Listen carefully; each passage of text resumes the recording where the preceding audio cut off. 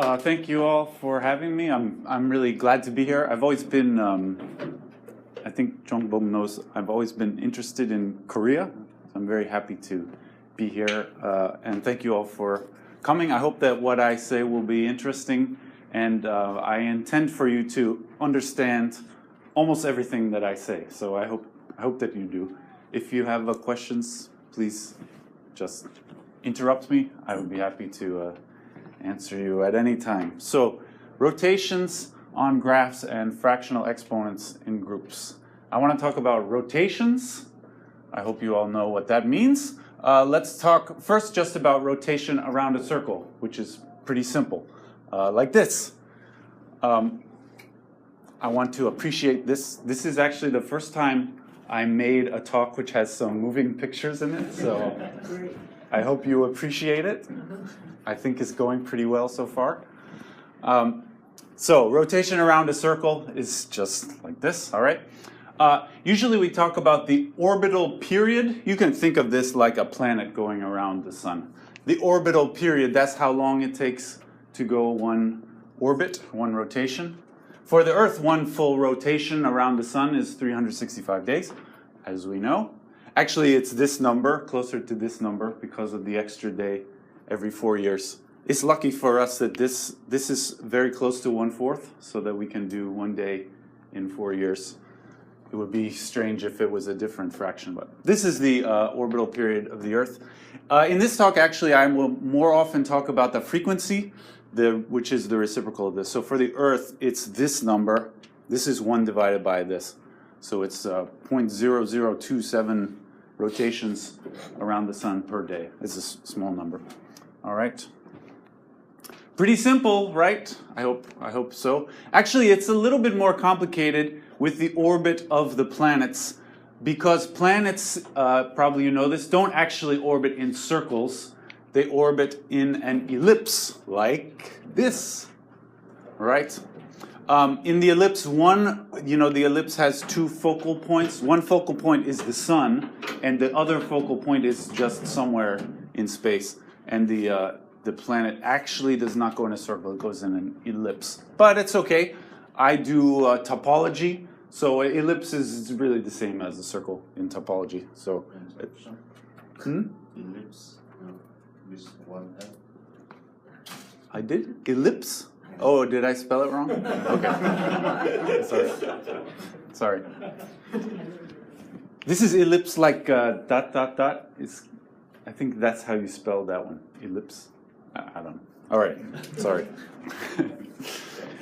Actually, it's a little bit more complicated than this. And this is this is a little bit more complicated. The orbit is an ellipse, but it's a little more complicated.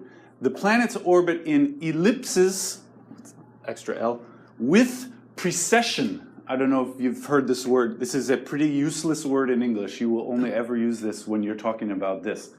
An ellipse with precession. It means the ellipse itself rotates a little bit each time around. So the planet goes in an ellipse, and at the same time, the ellipse rotates around the sun also. All right. This is the actual motion of the planets. Ellipses with precession. So what is happening is one focal point of the ellipse is the sun, the other one is some point in space, and the other one is also moving around the sun. All right, so you get this kind of strange pattern. Now, for most of the planets, this is very exaggerated. The ellipse is very much closer to a circle for the actual planets, for most of them. And this precession goes very slowly, so it's not very noticeable. All right. The reason is because of the gravitational interactions with the other planet. If there was only one planet, it would be an ellipse with no precession. But because of the other nearby planets, it causes the precession of the ellipse. Okay? These precessions are actually predicted by Newton's theory of gravity. So you can predict using differential equations what the precession will be. The interactions are pretty complicated, though. All right? This was historically important. I don't know if you've heard about this, but in the mid-1800s, people started to observe very carefully the orbits of the planets and to verify that the planets actually moved in the way that Newton's laws said that they should move. So they were checking to see if Newton's theory was completely correct. And it turns out when they started to check these, there was an irregularity in the orbit of Uranus, one of the big planets, was moving in a way which was not obeying Newton's formulas for the motion of the planets.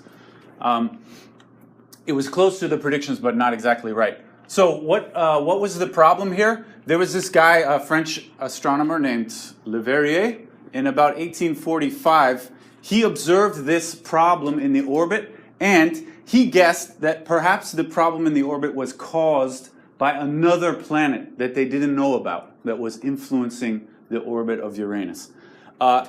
He thought maybe there was another planet, and in fact, he calculated if there is another planet which causes this effect, he could calculate how big is it and also where it is.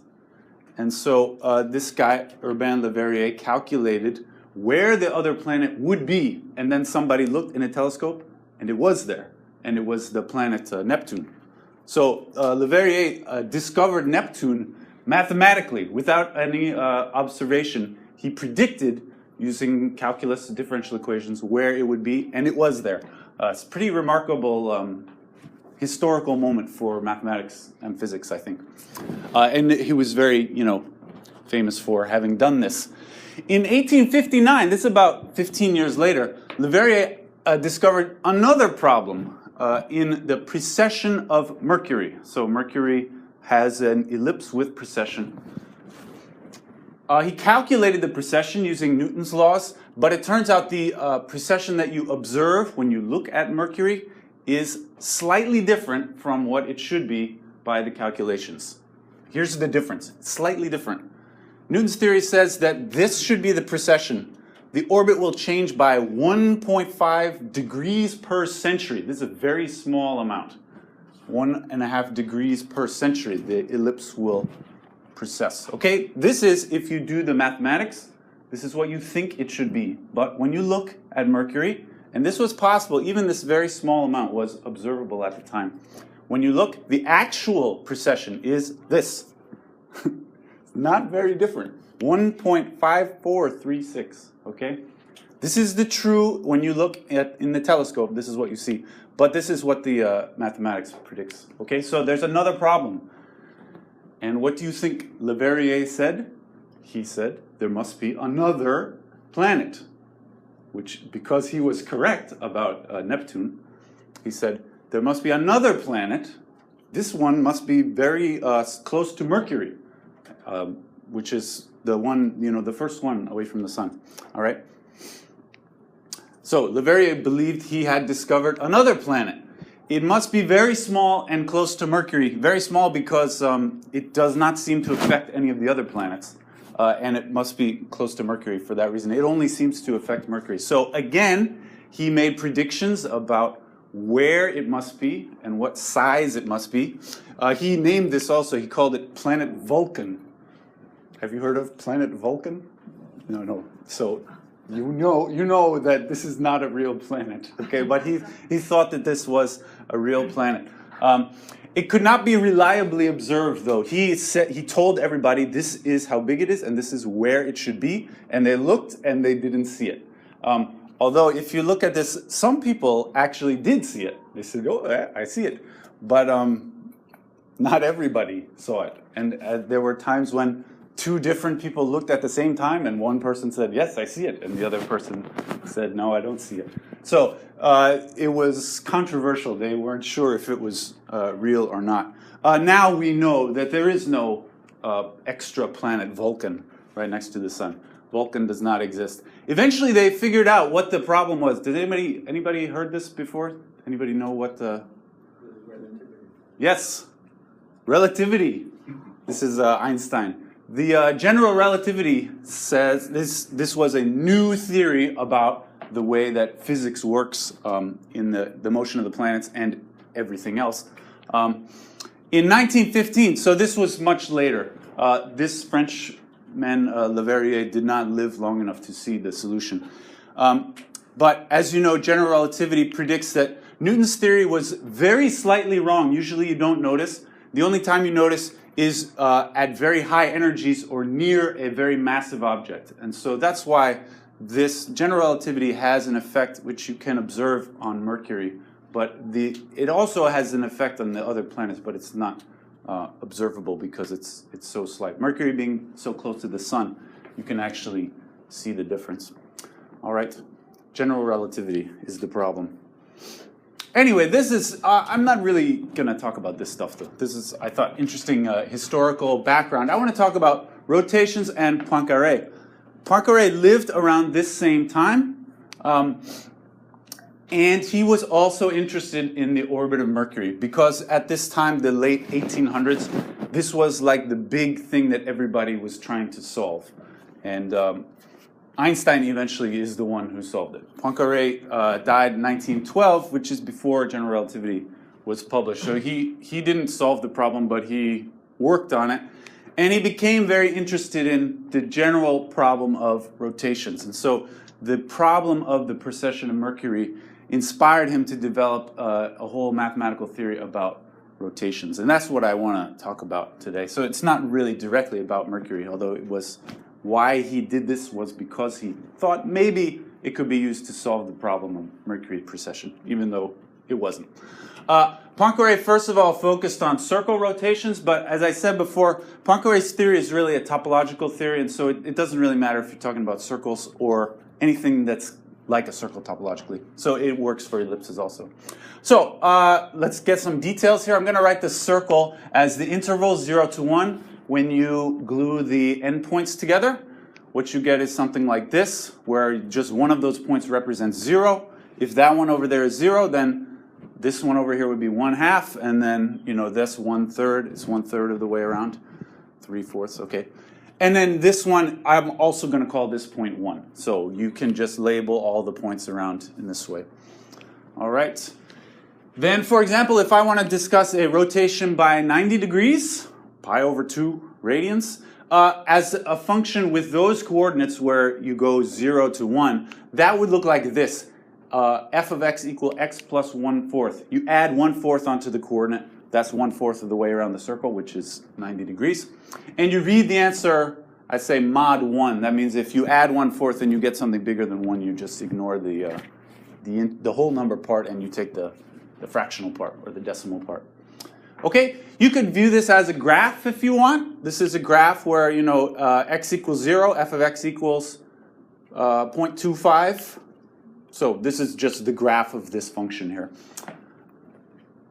And the mod 1 is why this, when it goes off the top, you have to come back down here. All right, this is all 0 to 1 with the endpoints identified. So it's like Pac-Man.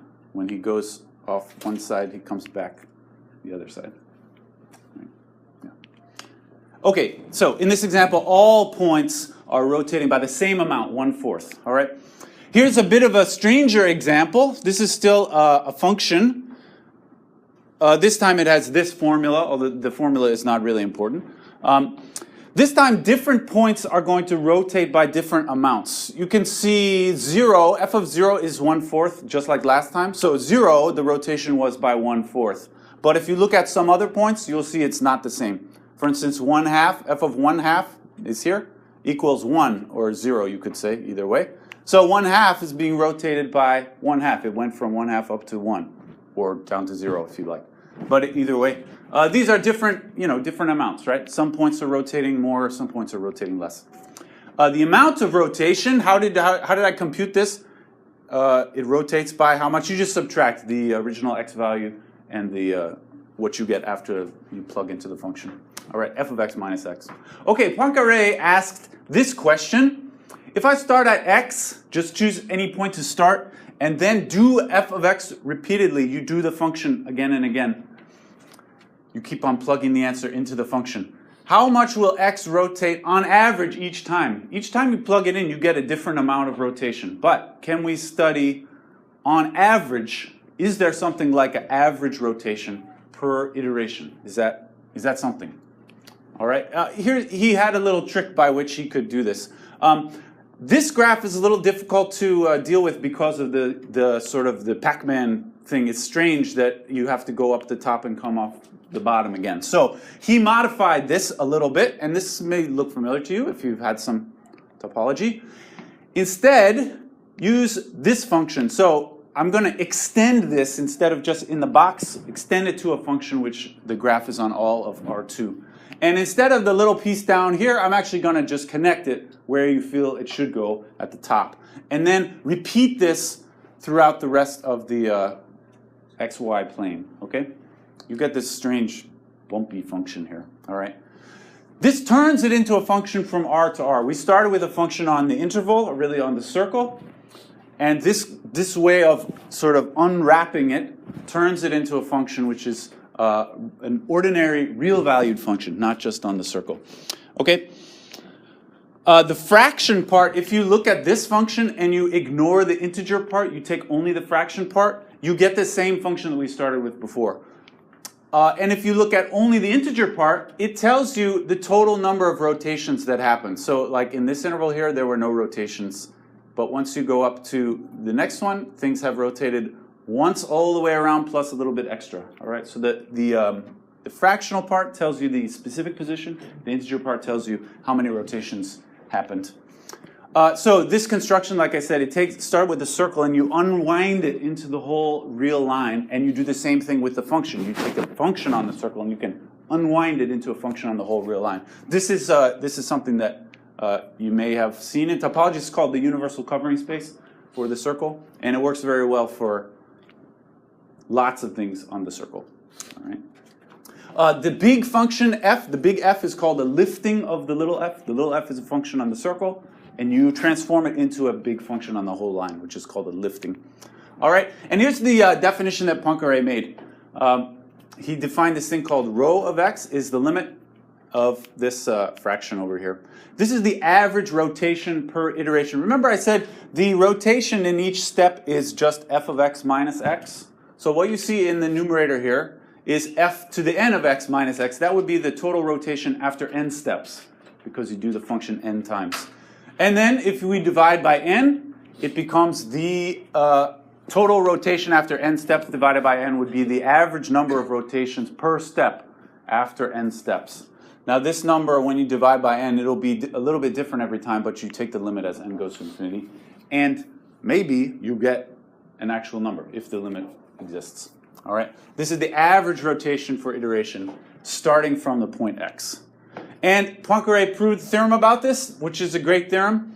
If we have a homeomorphism, that means it's a bijection and it's continuous and the inverse is continuous, of degree 1, this is important, which I'll say a little bit later, then this limit actually exists for every point, okay? The degree 1 is to make sure that this does not increase too much. If the degree was 2, for instance, this value could increase by something like 2 to the n, and when you divide out by n, you won't get this, the limit will not exist. It needs to be degree 1.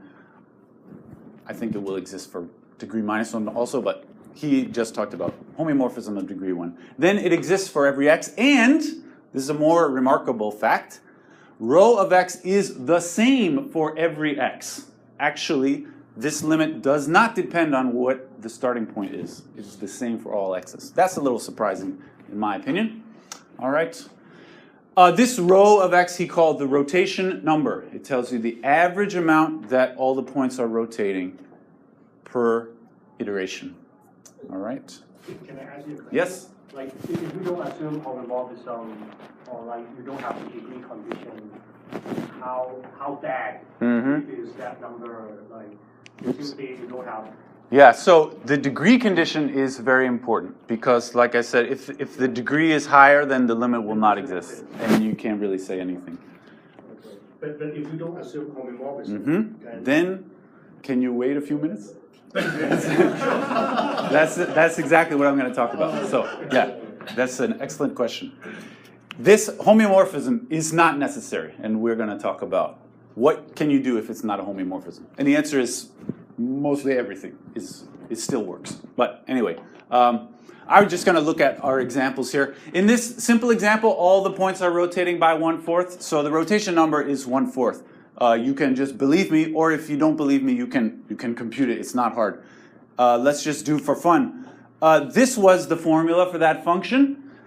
If you look at the lifting, it will be the same formula. Just think about what will happen if you take this thing in the box and stretch it out. You get a straight line again, and it has the same formula. And so when you iterate, what happens? Well, f of x is just add 1/4. So if you do the function n times, you add 1/4 n times. So it's plus n over 4, n fourths. And then we can just plug into the formula here. Fn of x is x plus n over 4. The x's will subtract and cancel, and then the n's will cancel, and you get 1/4 as the answer. So now you can all believe me. This rotation number is 1/4. It certainly should be. All right, what about this example? This is a strange one. This time, you can't really say the formula for the lifting is this weird function here, which is not very convenient to write the formula of. And it's not easy to compute the limit just by canceling things like I just did. So Fn of x is too weird in this example to analyze algebraically, I would say. But I did this on my computer. You can just compute the values by doing iterations until the limit seems to converge. And I computed this. The rotation seems to be about 0.4149. So this means no matter where you start, if you do the function enough times, on average, it will rotate by this much in each iteration. All right. Okay, back to the question. What if f is not a homeomorphism? I'll talk about this for a few minutes. You know, the first question to ask yourself is the definition even make sense if f is not a homomorphism? But it does make sense. I'd never said anything about the inverse function, and so you can still talk about this, even if there is no inverse.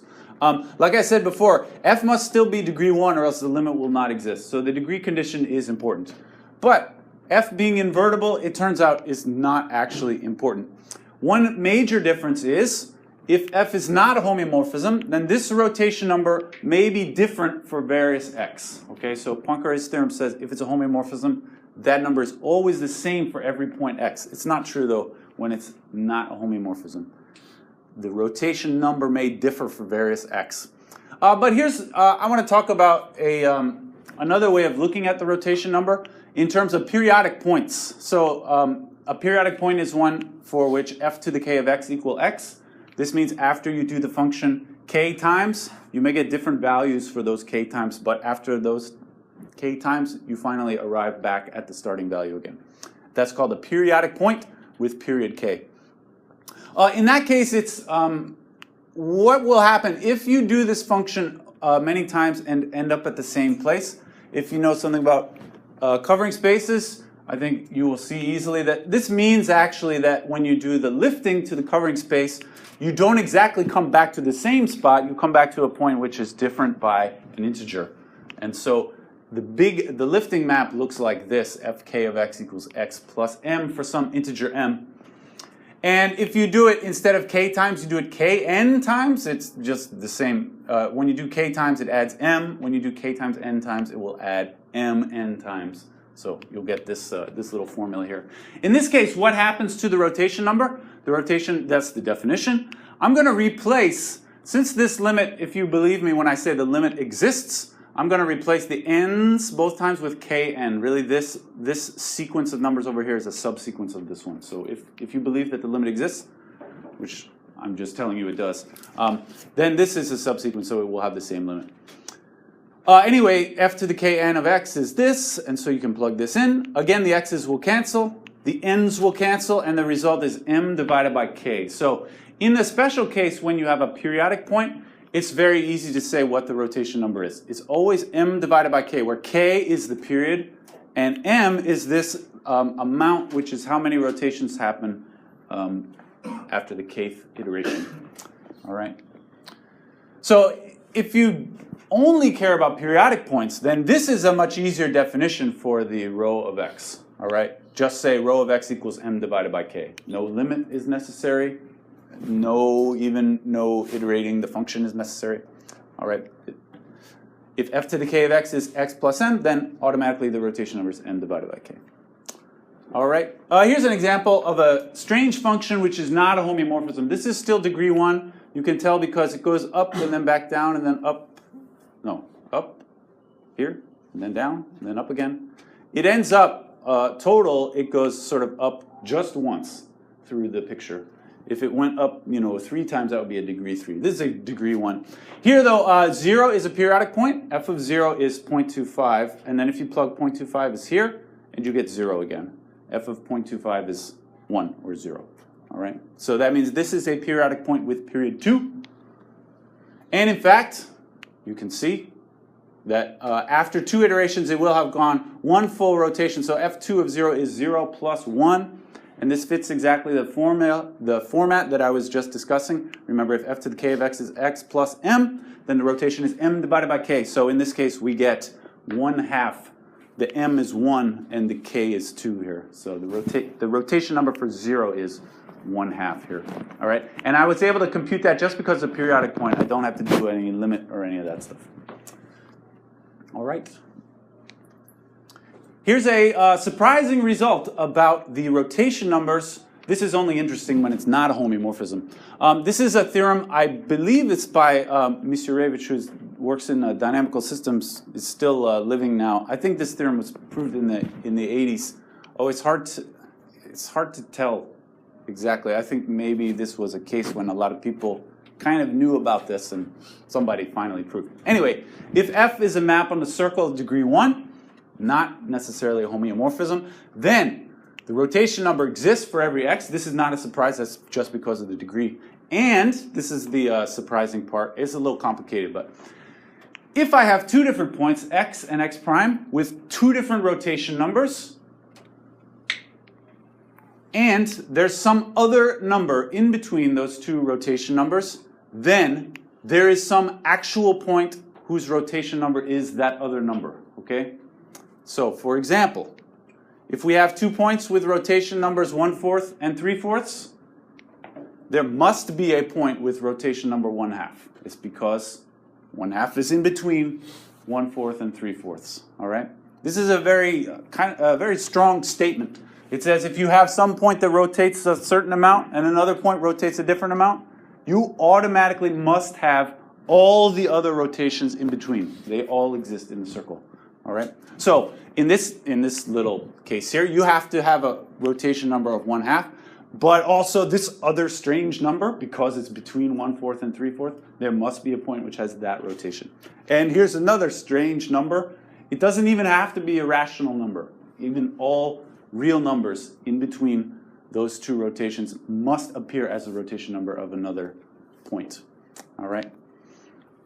What this means, if you think about it, another way to say the theorem is that the set of all rotation numbers which you find must be an interval. If you have any 2 points, you must automatically include all points in between. So it has to be an interval. And in fact, it's not exactly so obvious, but actually it is always a closed interval. Perhaps just a single point. That, let's just say that counts as a closed interval. All right. It's a closed set, and it's an interval. So it's a closed interval.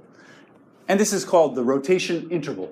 So the big theorem, the statement of the theorem just says, rotation numbers always occur in intervals. It's very, very interesting, in my opinion. All right. Okay, let's talk about something completely different. I'm about halfway done. If you got bored with that, maybe here's something that is less boring. I don't know. Completely different. Remember the title of the talk was something about rotations in graphs and fractional exponents in groups. Let's talk about that one. Let's talk about groups a little bit. So I'm going to talk about group theory. I want to discuss groups that look like this. This is a notation for what's called the free group. I'm talking about the free group, in this case on 2 generators, A and B. What this means is A and B are generators for this group, but nothing ever simplifies or cancels except for just canceling inverses. So this is a group which has the normal group laws about associativity and inverses and all of that, but no other rules about canceling things, okay? So, for example, in this group here, it has elements that look like A. Certainly A is an element, it's one of the generators. Or ABA, that's another element. Or BAA, that's another element, which is not the same as ABA because it's not commutative. It's not anything. You can't rearrange or cancel or simplify anything. Or something like that is another element of the free group. And this cannot be written in any simpler form than that. All right? This is called a free group generated by, in this case, 2 generators. You can have as many generators as you want. Free groups are used all the time, including in topology. I want to give you one example of how free groups arise in topology. If you consider a topological space like this is called a wedge of 2 circles. The fundamental group of this space, something I hope you've heard of, is just a group made up of all the loops in the space, starting and ending at this. Let's choose this as the base point. It doesn't really matter which point you choose, but in this case, there are basically 2 such loops. There's this one that goes around that way, which I call A, and this one, which I call B. Actually, there's other ones which are more complicated, but you should feel like all the possible loops are just built up out of those 2.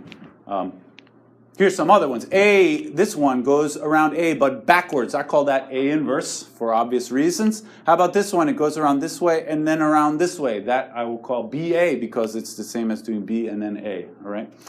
In fact, every loop in this space from the base point can be expressed as some combinations of A's and B's. And if you express it in this way, you should never try to do commutativity or cancel the A's with the B's because it's not how the loops work, all right?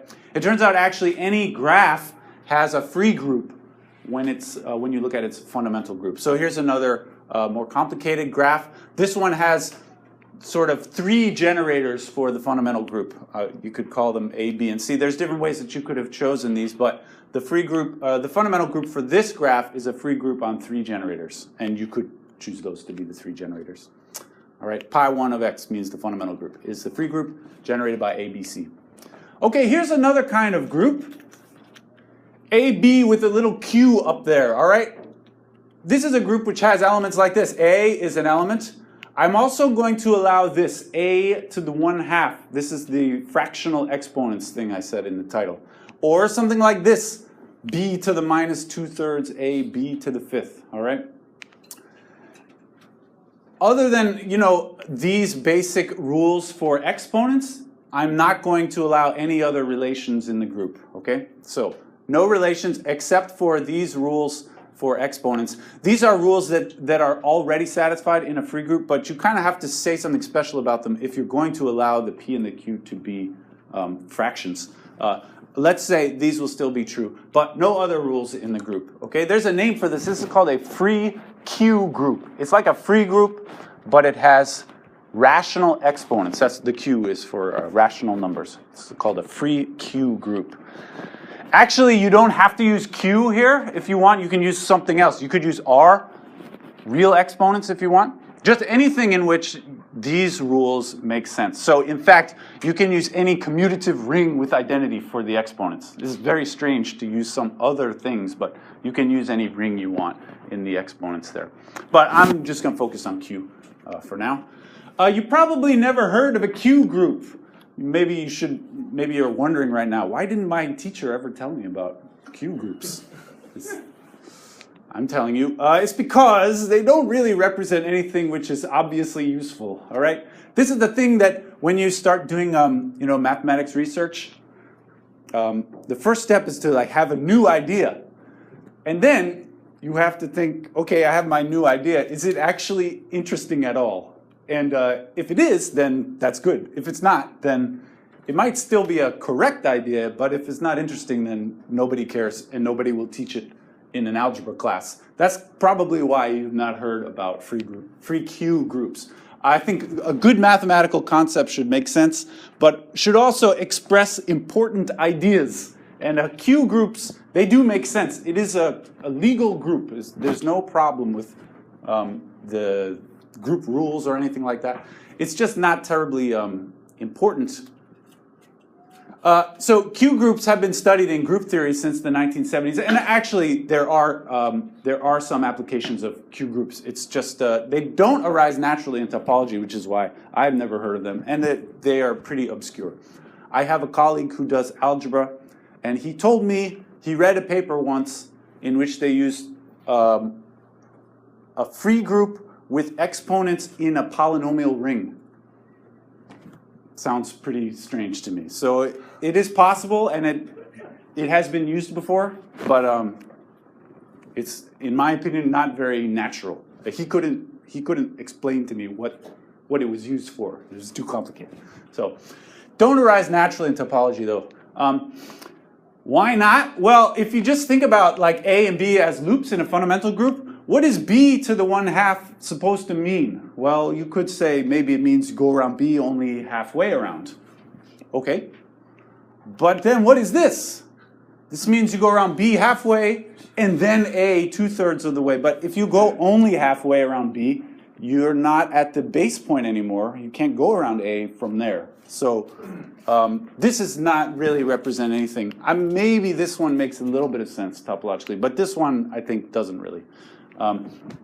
Also in topology, it's not very natural to distinguish between these two things, which in a free Q group, these are different elements, but topologically, usually we like to say these two things are kind of the same, or we don't like to concentrate so much on these kinds of differences. So this is another way which I think it's not really natural in a topological setting to consider a group like this.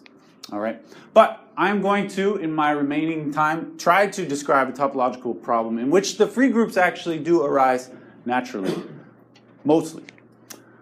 So everything that I'm about to say is in a paper called Generalizing the Rotation Interval to Vertex Maps on Graphs. This was by me and my colleague Chris Bernhardt, who also works at Fairfield University, and it's in the AMS transactions. You can probably see from the title what I'm about to tell you. Generalizing the rotation interval to maps on graphs. So, let's talk back to rotations. You can be bored again. Let's try to talk about rotations in a graph, all right? We were talking before about rotations just around a circle, but I would like to talk about rotations in a graph and try to say something similar to the way that Poincaré defined the rotation numbers, okay? So, if we have a graph like this, and a function, f, on the graph, is there some way to describe the average rotation that a point goes through when you iterate the function over and over? That's what I want to talk about, all right? Now, it's definitely going to be more complicated. I think the first thing that you will realize if you start to think about this is there are many ways that you can go around in this case. In a circle, there's only one, if you talk about rotation in the circle, there's only one thing to go around. You could go two different ways, but there's only one thing you can go around. Here, there's several different, there's 3 different loops that you can see here, but you could also go all the way around the outside or around some other way. So it's going to be more complicated. We have to make sense about that. Anyway, I'm going to view the graph topologically, so I'm not thinking of it as a combinatorial graph, but a one-dimensional complex. And F is going to be a continuous map which maps the vertices to the vertices. This in our paper is the simplest case, and the theorems that I'm going to say here are not all true if the vertex set is not preserved. So it is an important condition. My goal is to do something like this. I want to generalize this to this other setting. So you should, again, just look at the formula and ask yourself, does this still make sense if the x is no longer a point in the circle, but it's a point in a graph? And the answer this time is no, it does not still make sense. You can actually still talk about the big F. This is a lifting to the universal covering space. It's the universal cover of a graph is more complicated than the circle and the line, but it's still something that people talk about all the time. So that's actually not really a problem. The problem is, yeah, that's the lifting. The problem is everything else here, nothing else really makes sense because x is not a number. You cannot subtract here, and you also cannot divide by n. So you have to rethink, and certainly you can't do the limit because the thing on the inside is not defined. So we'll have to rethink all of that. But what about the simpler case in which x is a periodic point? Remember, when x is a periodic point, you don't have to do that limit thing. There's a much easier way to find the rotation number. So this is a periodic point situation. Remember, in the circle, if you have a periodic point, it looks like this. And then the rotation number, I didn't say, is m divided by k in that example, all right?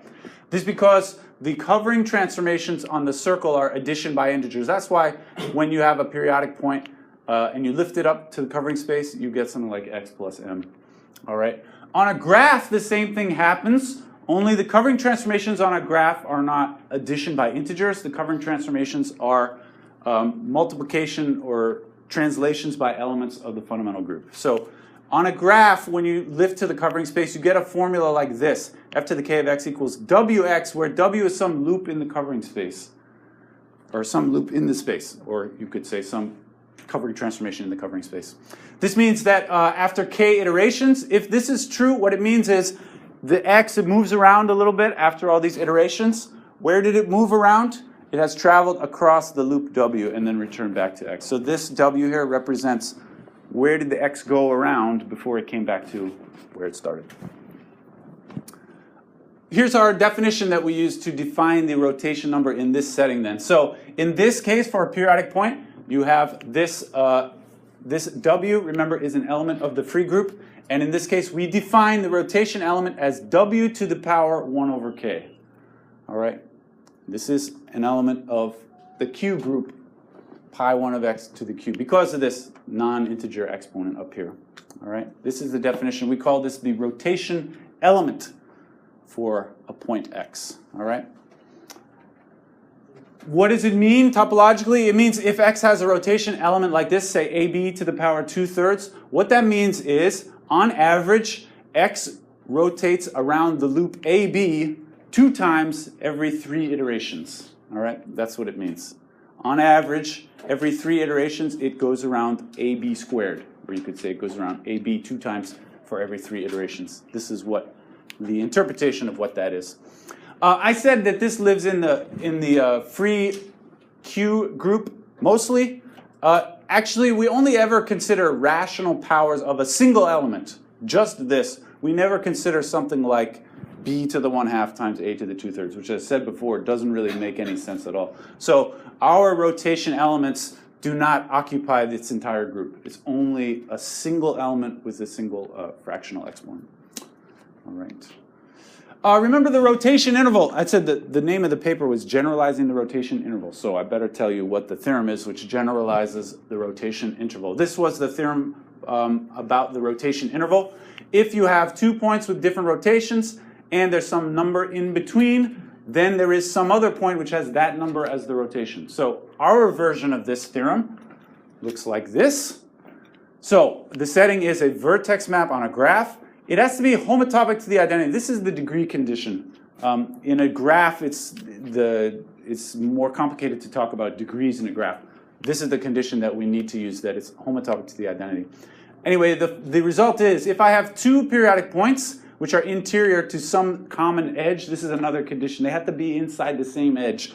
But here's the rotation numbers. If they have 2 different rotation elements, w to the p and w to the q, then if there's some other rational number in between p and q, then there is some periodic point in that same edge which has this rotation element. All right. So if I have 2 different rotation elements with different exponents and some other number which is in between those exponents, there must automatically be another periodic point. So this is a generalization of the rotation interval up there.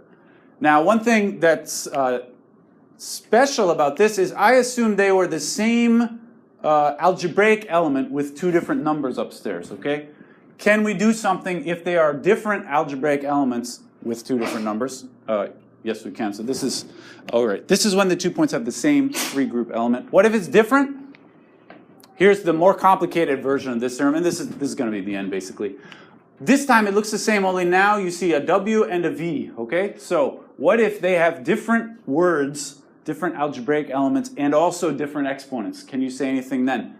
Yes, you can. It's more complicated, but here's what it says. In the, there is another, the conclusion is the same. There is some periodic point y which has this rotation. What you see here is u. So what can the algebraic element be? It can be any product of w and v with, product of w's times v's, not including their inverses, but it could be u here, it could be, w squared times v or something like that. If u is any product of w and v, then there is some point which uses that u as its algebraic element. And what is the exponent going to be? The exponent here is given by this formula where a is the number of times you use the w in u, and B is the number of times you use the V in U. This is a little complicated, but I'm just trying to give you an impression of what you get. Even when the algebraic elements are different, you still, it still results in a lot of other periodic points existing which have appropriate rotation elements, which are kind of, in an algebraic sense, in between those other rotation elements that you started with. All right? Like I said before, the theorems that I just said are not true if X is not a vertex map, or this business about they have to be in the same edge. That's also a necessary condition. We have some counterexamples to more general statements. Although you can still say a bit if the X and the X prime, if one is inside an edge and the other one is the end point of that same edge, then you can get some similar results in that case. But those are strong conditions, though. Some things natural questions that you could ask about this, which we are working on, maybe. I see him every day. You know, we work together at the university, but it's still hard to find time to work on things like this. One thing is our rotation elements are only defined for periodic points. All right. In Poincaré's theory, the rotation number was defined for any point at all using that limit, right? And the way we made this definition was in terms of only periodic points to avoid doing the limit. But maybe you can do this. We don't have a definition really for the rotation element of a point which is not a periodic point.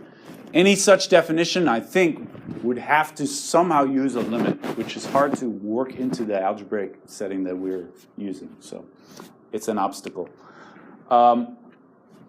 Another effect of this thing about periodic points, because we focus on periodic points, the exponent in our definition is always rational. But remember, in the Poincaré's theory, there are points which have irrational rotation number. I had that pi/6 as an example. So that is allowed. So it is desirable to make a more general theory which allows for non-periodic points. And such a thing would, the results would be in the R group, the free group with real exponents, not just rational. So there's quite a bit of improvement that could be done in this problem. All right, I think that's all. Thanks.